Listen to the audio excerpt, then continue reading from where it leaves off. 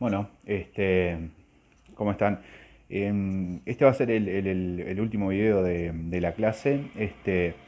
y voy a tratar de brevemente señalar algunas de las características que tenemos que tener en cuenta al momento de construir conocimiento incorporando una mirada crítica. Eh, Obviamente la mayoría ya las hemos comentado en los otros videos y están a disposición también en los materiales que ustedes tienen. Así que voy a tratar de ser lo más breve posible, como para hacer un video más de cierre. Nosotros tenemos que tener en cuenta, en primer lugar, que cuando hablamos de conocimiento no estamos hablando de algo concreto y material, sino que es un proceso. ¿Sí? El conocimiento se construye eh, en el marco de determinadas realidades, determinadas relaciones, donde tienen un peso muy importante las relaciones de poder, pero sobre todo tenemos que tener presente que cuando nosotros estamos construyendo el conocimiento es un proceso donde intervienen muchos factores que van a influir sobre la forma de construir ese conocimiento, las metodologías, las maneras y obviamente también eh, los resultados. ¿Sí? En ese proceso de construcción de conocimiento, desde una mirada crítica, en primer lugar se entiende que no hay un mundo estático en el cual pueda ser conocido, sino que por el solo hecho de nosotros querer conocer ese mundo ya estamos influyendo sobre él y lo vamos transformando de alguna forma. Este, y por lo tanto los resultados que esperamos también tienen que tener con esta idea más, si se quiere, de la ontología, de que no hay un conocimiento ontológico, no hay un conocimiento del ente, porque el ente no es estable y permanente, sino que es algo que todo el tiempo fluye y este, se transforma en diferentes cuestiones, también a partir de nuestro acercamiento a esa realidad para querer ser conocida. Eh, También habíamos comentado y hablado de que la mirada crítica reconoce varias epistemologías, y eso quiere decir que no acepta la idea de que hay una única forma de construir y de validar el conocimiento, más allá del conocimiento en sí que se genere, cómo es que lo validamos, por qué ese conocimiento es válido. Eh, no hay una única forma, y por lo tanto tenemos que estar abiertos a reconocer que hay diferentes racionalidades que están en juego y que generan diferentes formas de conocimientos y que utilizan para eso también diferentes formas de validarlo, y tenemos que incorporarlas de alguna manera.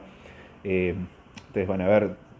Boaventura de Sousa Santos habla mucho de eso, pero también hay algunas corrientes críticas europeas, eh, como Feyerabend, que plantea lo del pluralismo, y la proliferación de formas de acercarnos a la realidad, y que tenemos que irlas incorporando. Otro elemento que también es central del pensamiento crítico latinoamericano es esta idea del que el conocimiento es situado. O sea, el conocimiento se construye en un lugar particular. No se puede construir un conocimiento sobre un ente abstracto, sino que tiene que ver con el lugar que ocupamos, el lugar donde estamos, la realidad en la cual vivimos, los problemas que tenemos, que tiene que ver mucho con quiénes somos nosotros también como personas, la formación que tenemos, las ideas que tenemos, las sensaciones, los sentimientos, los apuros, las dificultades, etcétera, el acceso a recursos. Este, Ese conocimiento entonces es situado en el sentido de que se construye en un lugar determinado, con determinadas relaciones, determinadas características, y no puede ser extrapolado a otro lugar así tan fácilmente. Y seguramente un proceso similar de construcción de conocimiento que se haga en otro lugar va a tener otras características y otros resultados, este, porque depende mucho de esas relaciones. La ciencia, si se quiere, más tradicional y hegemónica, obviamente cuestiona este postulado porque aspira a que haya un conocimiento universal, porque parte de supuestos ontológicos, de que dicen que el mundo tiene ciertas regularidades en general, en todos los lugares, que hay una linealidad en los procesos, y que en todo caso, eh, si hay lugares distintos, en algún momento van a confluir y van a ser iguales. por lo tanto yo sí puedo generar un conocimiento en Alemania y ese mismo conocimiento aplicarlo en Uruguay. Y si Uruguay todavía no lo puede aplicar, en algún momento Uruguay va a evolucionar al tal punto de que sí ese conocimiento va a ser válido. El pensamiento crítico dice, no, eso no es así, o sea, Uruguay nunca va a ser igual que Alemania, por lo tanto el conocimiento generado allá no necesariamente tiene que aplicar acá. Hay que conocer las particularidades de este país y tratar de construir un conocimiento particular que se ajuste a las realidades del Uruguay, por poner un ejemplo. Otro componente muy importante también del pensamiento crítico es incorporar en parte del proceso de construcción del conocimiento los valores, los componentes normativos y los componentes políticos e ideológicos. De nada sirve tratar de aislarnos de esos componentes. De hecho, varias personas van a sostener que no es posible que nosotros podamos despojarnos así nomás de nuestras ideas, de los valores que tenemos, de cómo creemos que es el mundo, cómo creemos que debería ser. Desde el primer momento en que nosotros, por ejemplo, elegimos una carrera, ya estamos colocando nuestra normatividad en, en eso, en la carrera que queremos estudiar. Cuando elegimos un problema sobre el cual generar conocimiento, ya estamos desde ese mismo momento poniendo toda nuestra carga subjetiva en la elección de ese problema, porque ese problema y no otros. Y por lo tanto el pensamiento crítico y latinoamericano dice, sí, por supuesto, hay que incluir todos esos componentes porque forman parte del proceso de construcción del conocimiento y no hay que hacer de cuenta que no están, porque hacer de cuenta que no están es tratar de negar algo que después en algún momento va a saltar a la luz. Cuando veamos los resultados de los procesos de investigación y de conocimiento, y de generación de conocimiento, se van a ver esos componentes igual, aunque pretendamos ser personas de ciencia totalmente neutras y despojadas de valores y de ideas. Y después quería compartirles una idea final, un concepto que tiene que ver con esta idea de las diferentes formas de acercarnos y conocer el mundo, y con algo que también ustedes van a ver en este curso que tiene que ver con la ecología de saberes y el diálogo de saberes, que son algunos conceptos que se están manejando, sobre todo vinculados a la extensión universitaria y al trabajo de la universidad con el medio, que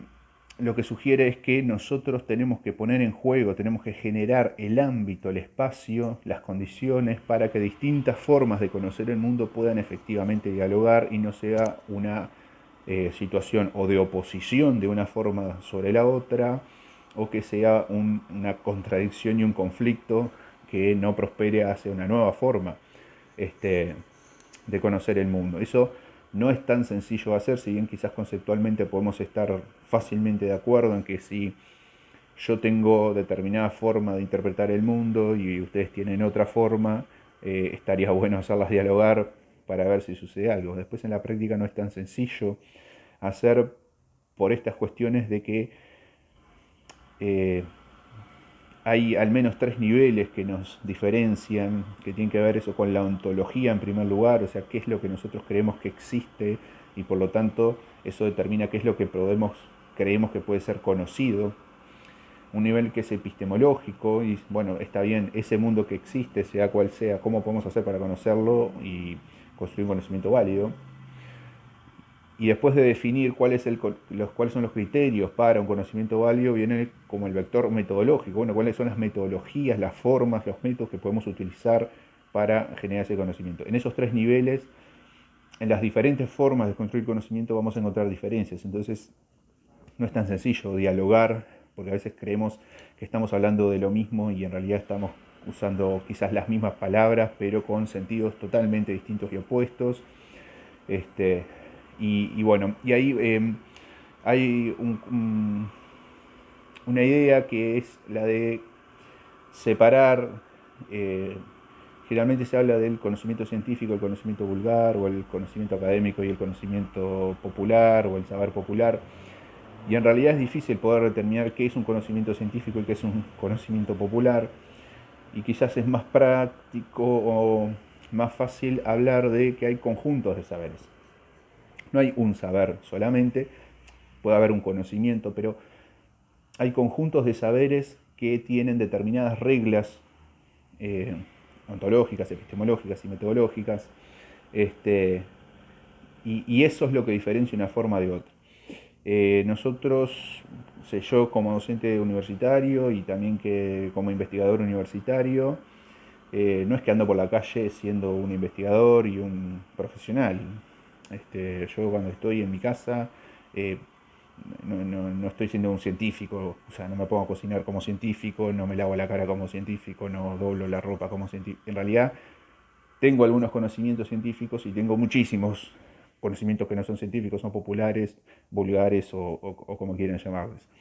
Lo que sí puedo tener es un formato de pensamiento que me lo instala, si quiere, la universidad, que me dice cómo ordenar y cómo utilizar esos conocimientos y esos saberes. Tengo algunas reglas y algunos criterios de validación de los saberes que quizás puedan vincularse más a un formato de conocimiento académico. Ahora, las personas que no tienen vínculo con la academia les pasa exactamente lo mismo. Esas personas también manejan conocimientos populares, obviamente, pero también manejan conocimientos científicos. Por ejemplo, cuando una persona le duele la cabeza y toma un analgésico, está utilizando un conocimiento científico. Cómo lo utiliza, bajo qué reglas y criterios, ahí es donde puede haber una diferencia. Quizás incorpora ese conocimiento científico, que es que el analgésico le va a calmar el dolor, pero quizás con otros criterios de uso, de validación. Quizás no lo usa porque lo dice la ciencia, sino porque la madre, la abuela se lo dijo, y entonces en realidad el criterio de validación que está utilizando no es la ciencia, sino es la recomendación de un ser querido o alguien que le merece confianza. Entonces, el detalle no es el conocimiento en sí mismo, sino cuáles son los criterios, las normas, las reglas y los valores que nosotros utilizamos para ordenar y utilizar y validar ese conocimiento. Y en ese caso sí podemos tener como dos grandes conjuntos de saberes,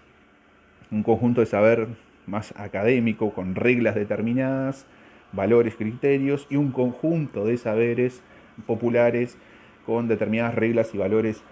también determinados. Lo que hay que poner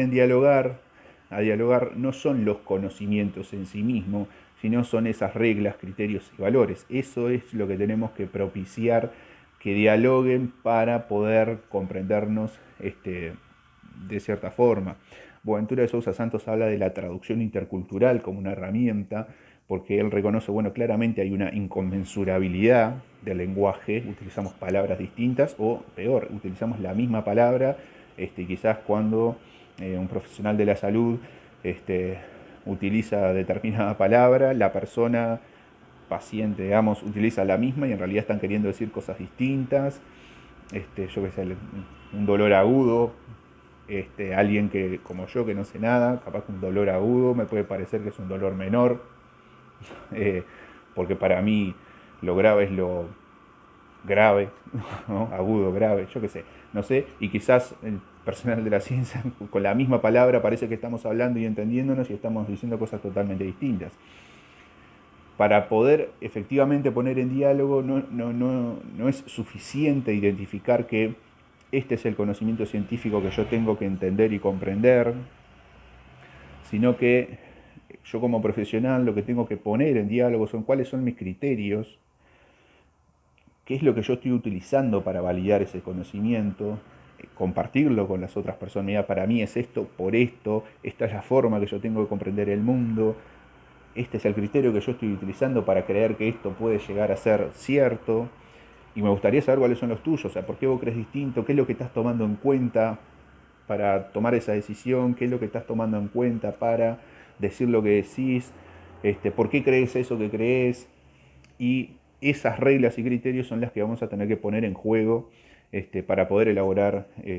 un nuevo conocimiento desde una mirada crítica, dándole lugar a la otra persona a que efectivamente ponga en diálogo no solo sus conocimientos y saberes, sino las reglas que está utilizando para construir y validar ese conocimiento que existe y que es válido, porque para esas personas es válido, y nosotros también vamos a creer que nuestro conocimiento académico es válido por algunas otras razones, y bueno, eso es lo que tenemos que tratar de propiciar. Y bueno, básicamente esas eran como algunas de las características más generales. El pensamiento crítico latinoamericano no es único, hay muchísimas corrientes, hay muchas diferencias dentro de las corrientes, pero en estos aspectos creo que puede haber cierto consenso en general y eran los criterios y características que yo quería remarcarles como para cerrar un poco esta idea de qué significa entonces cuando nosotros salgamos a trabajar o hacer algún trabajo de campo o algo, cómo tendríamos que pensar y comportarnos para poder incluir una mirada crítica en ese proceso de construcción del conocimiento. Así que bueno, dejo este videito para acá. Para mí ha sido un gusto haber participado en este curso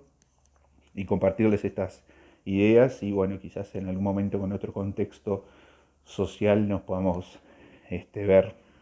en persona. Así que bueno, les mando un saludo y espero que les haya servido.